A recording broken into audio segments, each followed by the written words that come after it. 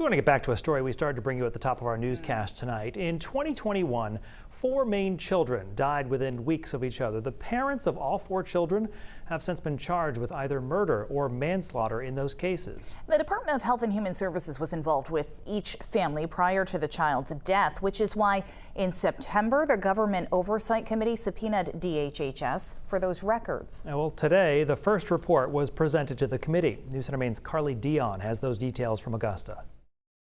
In June of 2021, 3-year-old Hailey Goding of Old Town died from exposure to fentanyl while in the care of her mother, who has since been sentenced to 19 years in prison for manslaughter. We know what happened, but how do we fix it?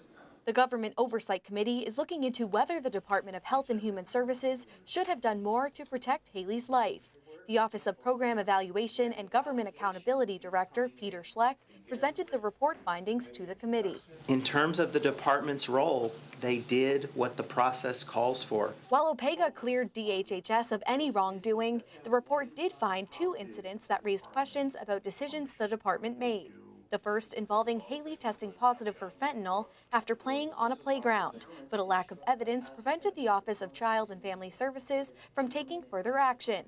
The second involved an anonymous report that Hailey's mother, Hailey Goding, pointed a gun at her own mother, but her mother did not support the allegation. Had that scenario been corroborated by the grandmother, the mother of Ms. Goding, that might have led to a different process from the department. The Government Oversight Committee presenting a number of questions and concerns regarding the report's findings. Was there any attempt to revisit the issue of whether she should stay with her mom? And when I read this report, I don't know as if I could find anything that tells me where we went wrong.